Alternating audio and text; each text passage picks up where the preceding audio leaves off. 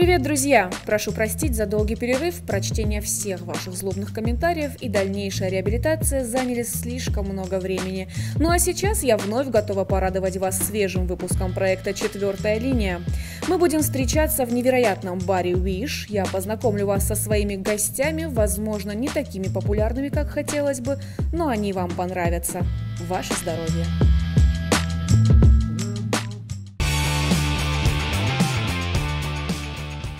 Сегодня в проекте «Четвертая линия» собрались очень умные, интересные ребята. Сегодня я познакомлю вас с барменом, футболистом в прошлом, правда очень далеком прошлом, пресс-атташе футбольного клуба «Спартак» Артемом Болотаевым. Приветствую, приветствую. Привет, Все правильно делаешь, так как раз на баре надо. Угу. Сегодня у нас в гостях также спортивный журналист, человек, который умеет зарабатывать большие и не очень деньги при помощи всего лишь карт. Батрас Тигиев, привет! Еще у нас в гостях наш замечательный друг, журналист, который попытался уйти в политику, но что-то там не получилось, потом вернулся и сейчас возглавляет, ну почти возглавляет, оппозиционное СМИ. Руслан Тотров. Нет? Привет! Сегодня мы хотели бы поговорить с вами об осетинском футболе. Благодаря Алании сейчас фанаты вновь начали выходить на улицы, вновь скандировать «Алания чемпион» и так далее и тому подобное. В общем, это реально очень круто. Давайте с самого начала. Вы помните, когда каждый из вас впервые попал на стадион «Спартак» наш и увидел первый футбольный матч с участием футбольного клуба «Алания» тогдашнего?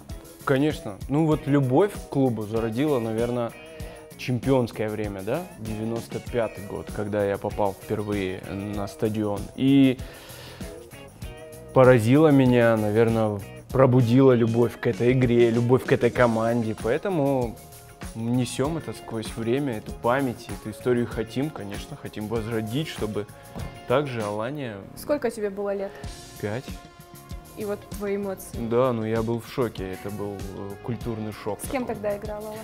Ой, я, если честно, не помню, с кем играла, но помню, что Алания выиграла, и весь стадион шел по проспекту. Вот мы до дома шли, по дороге нас встречали люди, все праздновали. Это был праздник, действительно праздник. Для маленького мальчика чудо, а не день, просто я запомнил на всю жизнь. И потом... Я рос, становился все старше и старше, и также любовь к этому клубу, эти эмоции, много выездов, да, у нас было много всего интересного. Невозможно забыть это, невозможно, это отложилось уже в памяти. Ну вообще, почему вот футбол необходим, неважно, в стране, в регионе, вот почему, вот как ты считаешь, вот ответить на этот вопрос какой должен быть? Ну на моем примере, например, благодаря... этому матчу я захотел сам заниматься футболом. Захотел сам играть в футбол, ходить на футбол, смотреть футбол. То есть заниматься спортом. Для меня это был стимул. Многие другие, да, там как-то используют это как массовый отдых, да, пойти отдохнуть, расслабиться, покричать на судью, что он нехороший и так далее. Вот как Руха любит, да? Ну а ты когда был первый раз на футболе? В конце 80-х. Это был год, наверное, может, 88-й, плюс-минус. Ой, я еще не родилась. Да, ну да, ты еще не родилась. Это еще был Советский Союз, Союзная лига, первая даже называлась она. Ну да, своя команда. Ну какие твои эмоции? Сколько тебе было лет? Какие эмоции? С кем играла? Вот. Ну лет 8, наверное, было, опять же плюс-минус. Это точно было после чемпионата мира 86 года, где блистал Марадона. А потом я попал на стадион «Спартак», на первую лигу советского футбола, на игру нашего «Спартака», соответственно. Ну, примерно те же эмоции у меня были, собственно. С тех пор Марадона, Аргентина и наша команда. Почему? Ну, это драйв. Ну, слушай, столько людей на стадионе, столько мата одновременно отовсюду. Это же очень круто для маленького мальчика, да? Потом ты начинаешь в игре разбираться уже, какие-то нюансы, и так вот втягиваешься. Наверное, так, да. А у тебя, батя, как? Я впервые попал в августе 95-го года. В общем, я играл во дворе, отец собирался ехать на футбол с нашим соседом и говорит, хочешь на футбол поехать? Ну, а делать нечего, ну, поехали. Поехали, играли с сочинской «Жемчужиной», выиграли, по-моему, 3-0. И все, у меня там что-то какой-то тумблер переключился, и я стал ждать следующих выходных, чтобы попасть на футбол. И помню, что начался учебный год, и матчи тогда практически все были в один день. в субботу. А я учился со второй смены, и в субботу 6-м уроком у меня был французский язык. И постоянно я отпрашивался с французского языка на футболку, на матч начинался там 4-5. Ну, вот, и я говорил, что там папа приходил в школу, забирал меня с 6-го урока французского. Несмотря на это, у меня была 5 по французскому. Ну, вот, и да, каждую субботу мы ходили на футбол, там раз в 2 недели. Эмоции, если честно, свои эмоции я не особо помню. Тогдашние. Я помню, что мне понравилось, потому что я прям ждал каждого матча. Где-то, мне было 9, получается, лет. Мы стали чемпионами. Я отлично помню чемпионский матч в Москве с ЦСКА. И помню матч с КамАЗом последнего тура 0-0. Мы сидели, помню, под табло. И я помню, что меня очень шокировало, когда после финального свистка вся толпа ринулась на поле. Там раздевали футболистов наших, и это для меня было шоком, потому что, когда я испугался, мне было 9 лет, и я просто, я такого никогда в жизни не видел, что там 20-30 тысяч человек высыпали на поле. После того матча, кстати, поставили высокие заборы. До этого был заборчик достаточно небольшой, там на уровне колена, и один парень споткнулся, и толпа прошлась по нему. Я это видел, и потом на следующий день в газете писали, что это парень, его отвезли в реанимацию, ему было очень... Но он выжил? Я не помню, не буду врать, но я это заметил, этот момент, и тогда-то, конечно, я об этом не думал, но сейчас, да, вспоминая, понимаю, что толпа, мощь толпы, это очень страшная вещь, на самом деле. И я тогда мечтал, конечно, оказаться там тоже, потому что там срывались футболисты. Не на месте того парня, да? Да, но сейчас я понимаю, что это реально страшно, потому что толпа неуправляемая. Там реально 30-40 тысяч человек, это очень страшно. А ракетницу не помнишь ты? Это все помню, конечно. Мой любимый момент, когда я был на этой игре тоже, мой любимый момент до сих пор не сам футбол тогда, 0-0, да, сыграли, а после матча с восточной трибуны кто-то из ракетницы стреляет, и она летит прямо на западную. И сколько лет прошло? 24? Мне до сих пор очень интересно, попал или нет.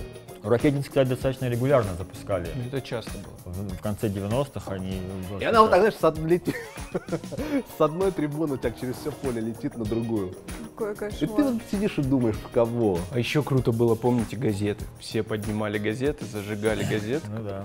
И туалетная бумага, которую нужно было на поле обязательно. Это как раз по мода после чемпионата мира Помнишь, 2000 да? года появилась. Это в случае проигрыша или победы? Нет, это было, раньше это была туалетная бумага, потом это эволюционировало в кассовые ленты.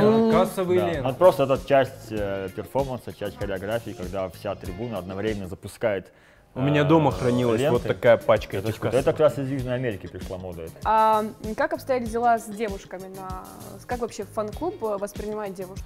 Отвечает Рокко Сифан, отвечает Раньше Батрас девушек Тигиев. не было вообще. Вот я когда ходил на трибуны... Потому что вы не хотели... Нет, я сейчас говорю, до еще образования фан-клуба, до там активного боления, женщин на трибунах вообще не было. Женщины были, они разносили коробки с мороженым, а оттуда шел такой дым, пар, от сухого льда. Я постоянно смотрел, это очень завораживало. А женщины стали ходить, наверное, в середине нулевых на футбол, активно причем. Какая-то стала модно. Да, но у нас в фан-клубе были девчонки, у нас были такие боевые девчонки. Они нам там шили баннеры, они шили флаги. На выезды ездили, но редко и в такие близкие города. Но у нас процветал сексизм в то время в фан-клубе, и мы достаточно негативно относились к присутствию девушек и на секторе, и на выездах, потому что мы считали, что такая сугубо такая мужская история. И к женщинам относились достаточно негативно. Но мы были жесткие сексисты, да. У нас абсолютно Тегеран был на стадионе, да, то есть только мужчины всегда. И потом в какой-то момент особо отчаянные, либо же отчаявшиеся, наоборот, девушки начали проникать на стадион. Были же, я уверена, что девушка, есть я помню, когда девочки стали ходить на стадион, они как бы ходили на западную трибуну, потому что там конечно. публика собиралась поспокойнее.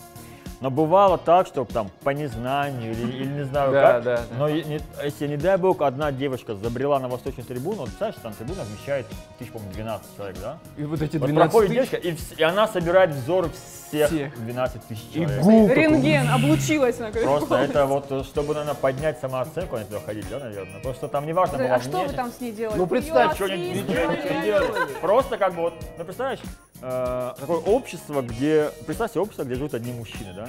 необитаемый остров, условно, да, и туда попадает женщина. Она Такие, причем достаточно пассионарные все, потому Ну что, да. ну, определенные же категории людей, по большому счету, да, на футбол, на восточную трибуну ходят. Ну, то есть вот, это ну, было вот- весело, ну, вот это прямо... было круто. И вот Вся опыт соль всего, приколись, вот так встают. 10-тысячный. Уф, какая что за...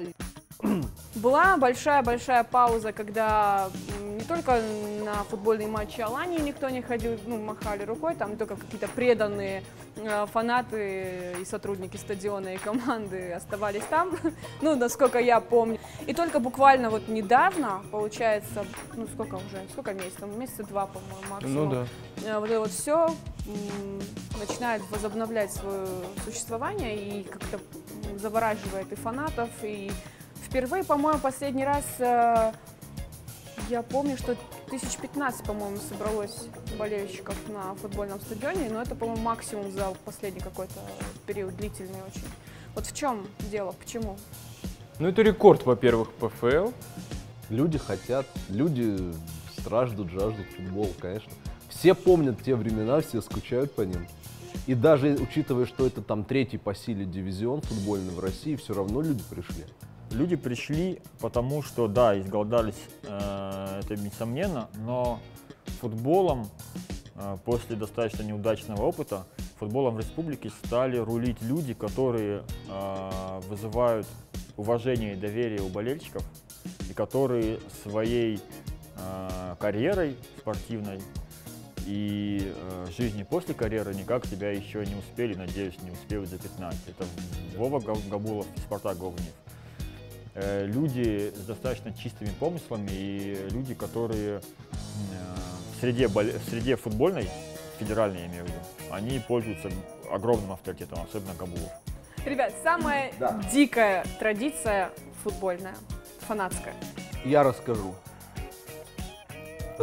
Как человек не из среды моих старших товарищей. Ты хоть один выезд пробил с нами, Она- чтобы Я рассказывать? видел вас со стороны, поверьте мне, это лучшее, что может быть. Значит, самая дикая традиция, это как они прописывали 10, 11 и 12-летних фанатов новых. Ну, вот, допустим, им уже по 19, по 20 и больше, и с ними... Подожди, некоторые истории не должны попасть. А я же не буду сейчас детали. И с фамилии, имена конечно, должны- конечно. И с ними разные маленькие тоже ездили фанатики.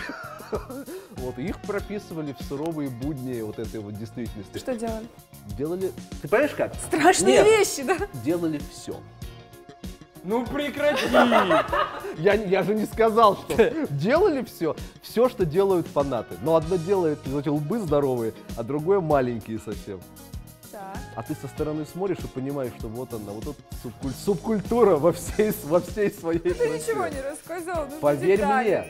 мне, поверь мне. не Это надо. подсудное Это- дело. У них был сын полка, и я не знаю другого 10-летнего мальчика. 12. Ему 12 было в тот момент, да?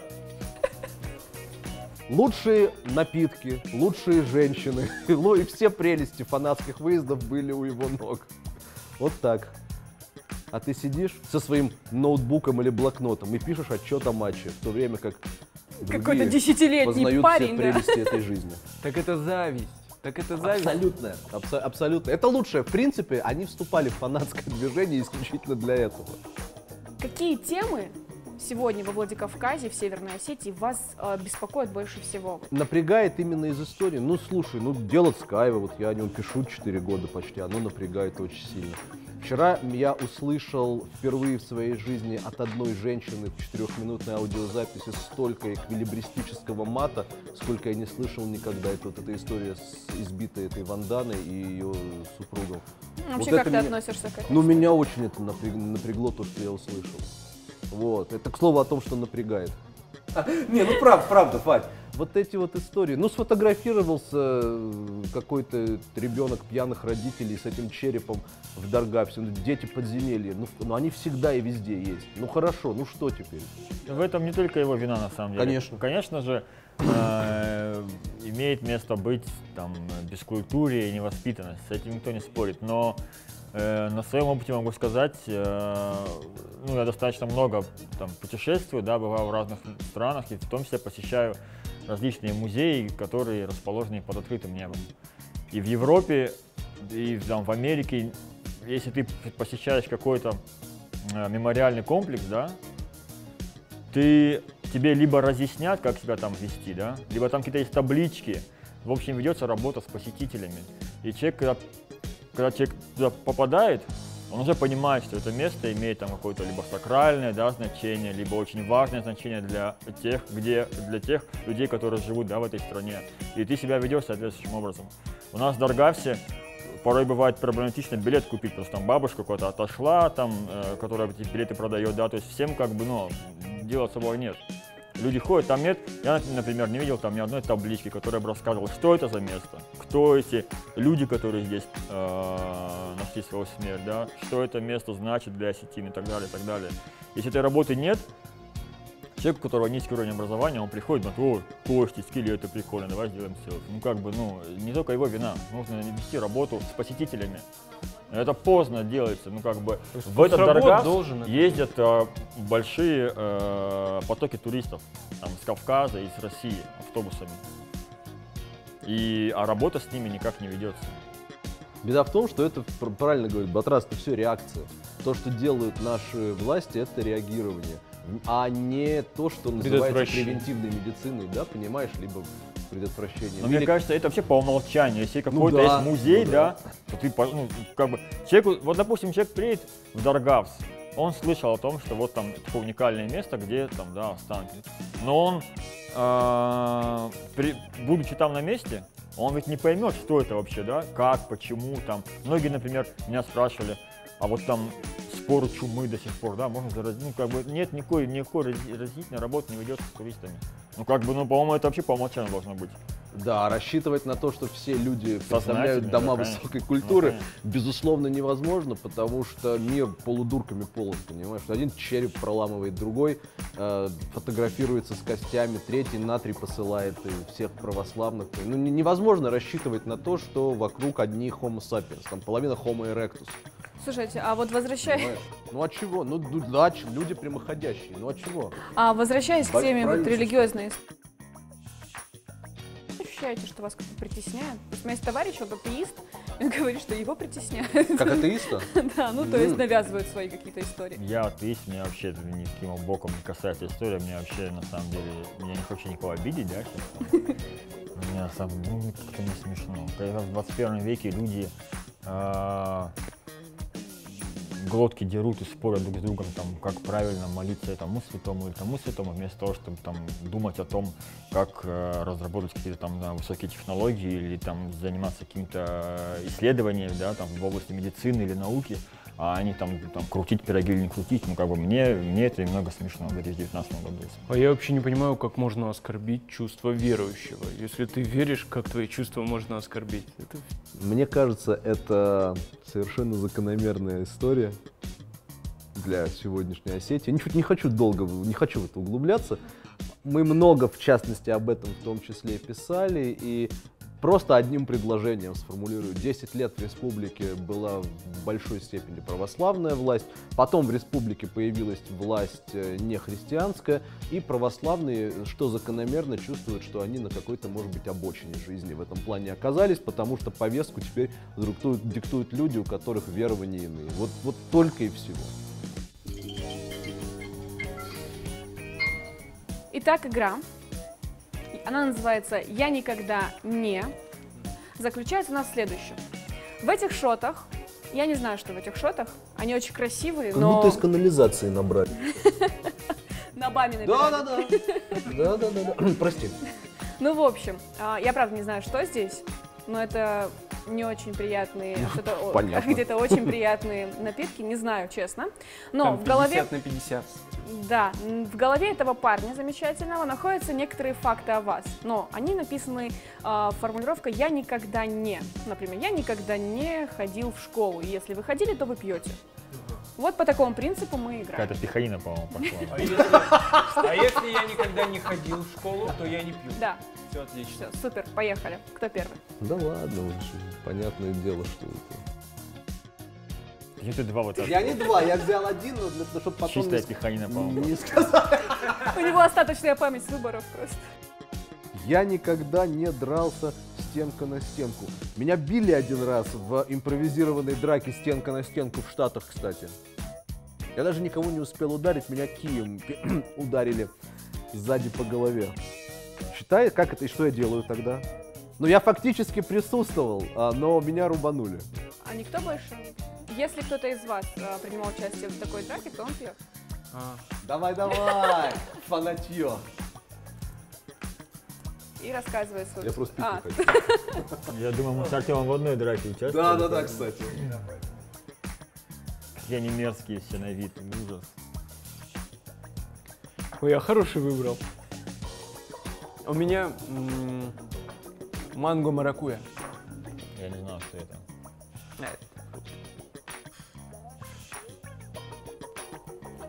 Терпимо. Рассказывайте. Ну, наверное, это было не раз, кстати.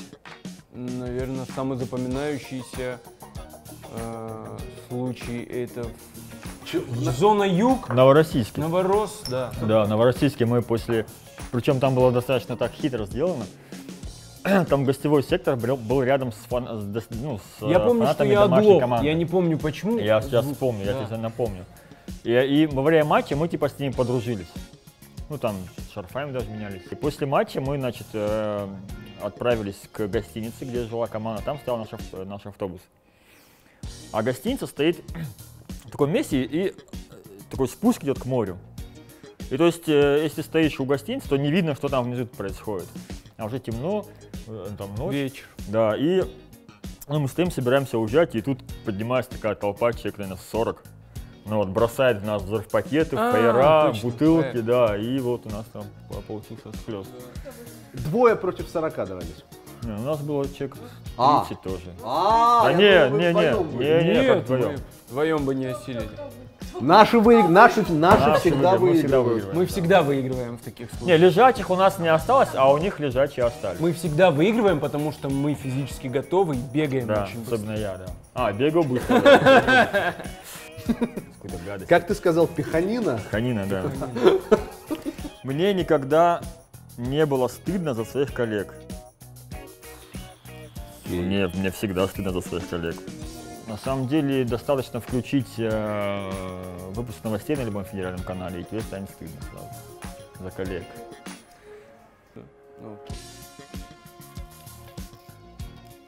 Меня никогда не хотел похитить маньяк. Куда вы меня позвали? Да, но это моя, видимо, история. Классно. Интересно. Ты серьезно? Ну да. Ну я был совсем маленький, мне было года 4, наверное. Ну вот, и меня и моего друга, который был на год младше меня, мы там играли во дворе. И какой-то мужик увлек под предлогом посмотреть на котят. Увлек куда-то в сады, короче. Ну, вот. Ну, не буду там подробно рассказывать. В общем, да, мальчик, друг мой сбежал, меня он держал, достал из сумки своей такой шприц с какой-то жидкостью, примерно вот такого цвета. Ты серьезно? Клянусь, чистая правда. Достал шприц, сказал, чтобы я это, давай снимай штаны, буду тебе укол делать. Я начал дико орать, а рядом, там за зданием детского садика заброшенного, мужик варил битум. Или смолу, короче, варил для кровли. Тоже маньяк или просто? Не, мужик меня спас на самом деле. Потому что мужик услышал мой крик, прибежал, этот убежал, в общем, да, и его там искали несколько дней. Причем интересно то, что я об этом вспомнил, наверное, лет, вот четко прям в деталях вспомнил, наверное, где-то года лет 25. То есть меня как-то меня мозг заблокировал, я внезапно об этом вспомнил. Кстати. Да, потом и прям маме позвонил, я говорю, слушай, вот такая история была, она говорит, типа, да, была. Все, меня мозг это заблокировал, это воспоминание. И только потом я об этом вспомнил. Блядь, и меня похитил, я еще и пить должен, блядь. Мало того, ты будешь пить вот этот цвет, Не, который а что был. это вообще? Ну это жесть. Тебе такого Нет, я пить не буду. Точно. И тогда избежал. Я не знал, что это там у него было в шприце. Может, но- он поиграть просто хотел? В доктора. А почему все стаканы возле меня? Это все я выпил? Мыть будешь потом. Кто тянет теперь? Кого? Артем тянул, теперь я. Ну, уже после этой истории, я думаю, мы ничем не удивим почтенную аудиторию. Меня никогда не забирали в участок. Сказали бы мои старшие товарищи, футбольные фанаты. Меня дважды в Штатах забирали, ну, банально за превышение скорости. А, я пить должен, Все должны наверное, пить, да? всех забирали, конечно. Пинцет, ну. А вот эти вот похожие на что это, знаете, какие-то фекальные у вас эти массы здесь. Ну, ладно. Это наводный набрал Артема быстро. Даже я с моей луженой глоткой. Руха. С другой стороны. Просто скажите мне, что это. А что это реально? Ну, это пахнет просто отвратительно. Тёма, почему я чувствую перец? Это Ворчестер, перец и кола. А, ну это прекрасно. Да, меня забирали много раз на самом деле. Ну В да, основном я тоже. По футбольным делам. Один раз забрали За в кушу? Москве за курение у метро. Да ладно. Да. А один А раз... нельзя? Оказалось, что нет. Ну, видимо, план надо было им выполнить. Ну, вот. Потому что рядом, прям буквально в 2 метрах от меня курили и пили бомжи на Белорусской. Ну, вот. А я вышел с работы в костюме, все, меня забрали. Ай, спасибо. Ну, вот. Я еще и неделю сидел в тюрьме, на самом деле. Так что я вообще могу все это выполнить. Меня так часто забирали, но всегда отпускали, так что... Да, выпьем за то, чтобы нас всегда отпускали. Да? Пейте, я свою уже выпил. Творчество. Поехали дальше.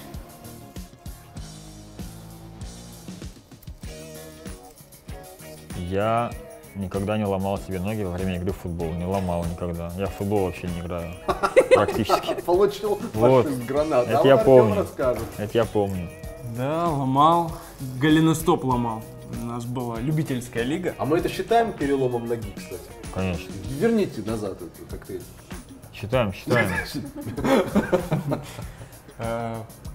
На скорости нападающий сближается с нашими воротами. Я играл последнего защитника. Я пятился назад, он делает резкий маневр в мою сторону, я разворачиваюсь, делаю подкат.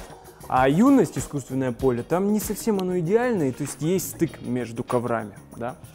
И моя нога во время подката попадает в стык, и вращаюсь я своим весом, закрутил свой голеностоп и сломал. 4 месяца я лежал, и, находясь на поле, конечно, я подбадривал как мог своих игроков, они подошли все за голову, ой-ё. Я говорю, да ничего, пацаны, второй тайм доиграю.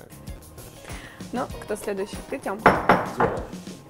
Почему тут только мои истории? Я не могу Не понять. знаю, нет, просто твои на поверхности.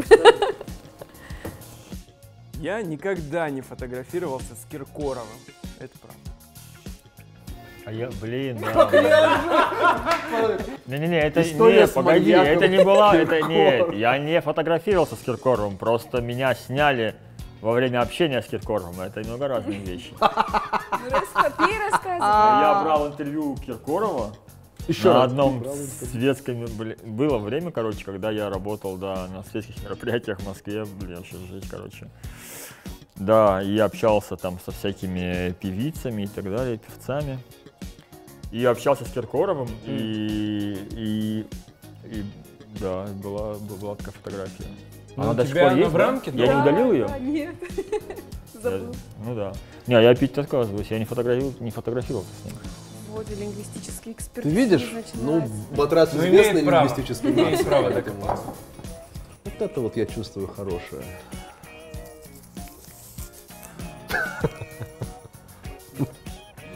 Налейте 300 пшеничный. Я никогда не боялся летать на самолетах.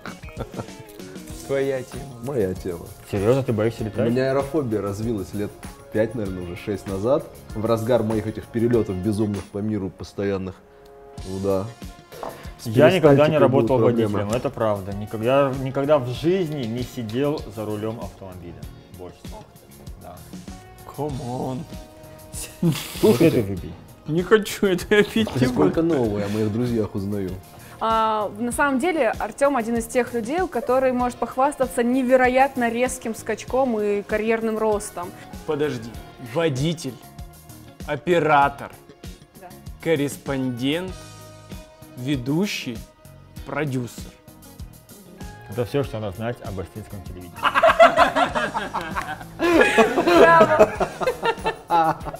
Без обид, братан. Нормально, все нормально.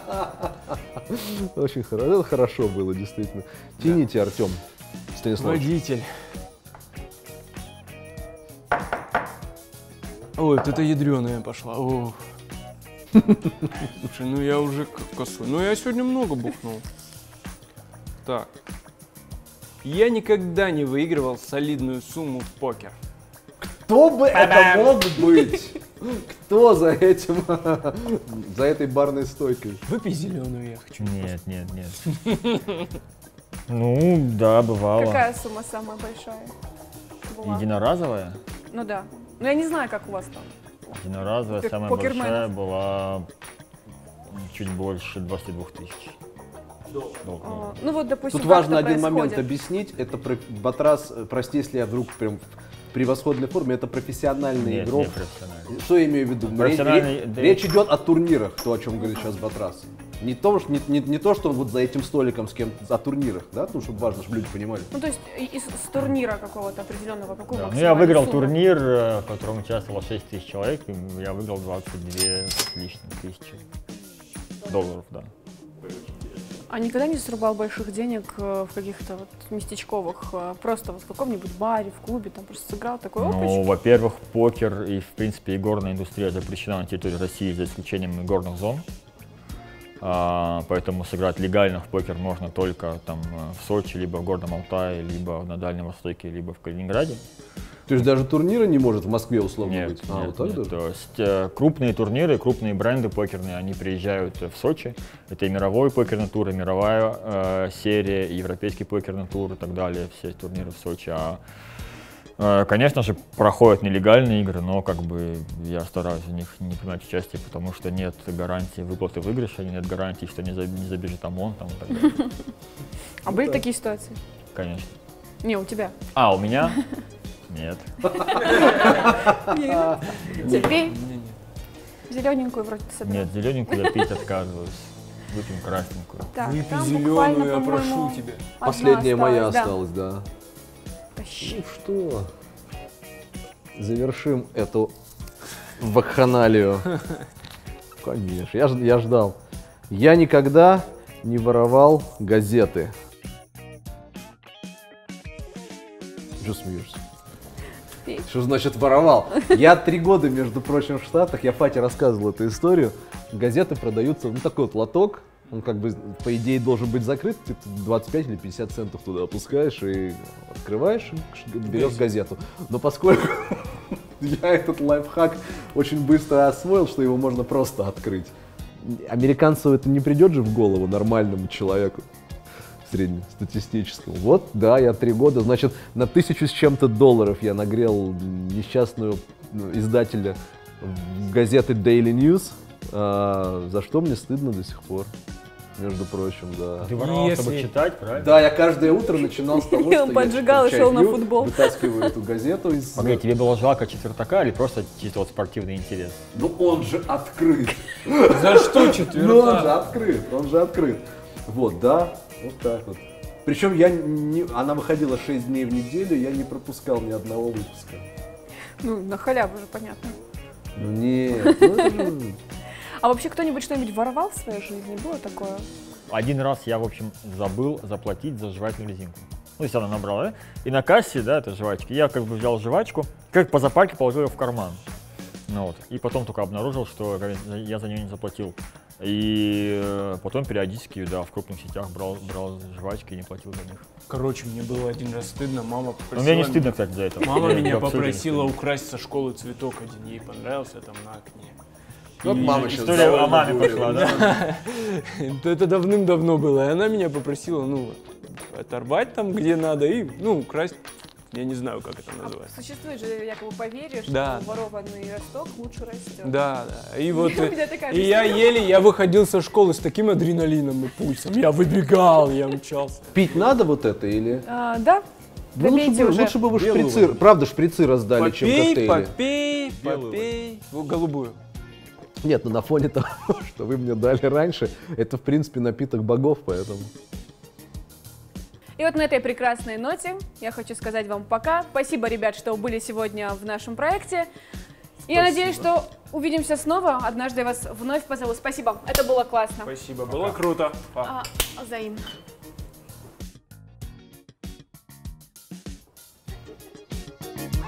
Все, и он ушел, типа, я в этом участвовать не буду. Таланцы! Так, Кстати, она была популярной? Нет же, да? Вот я удивлялся. Еся любил ее запускать.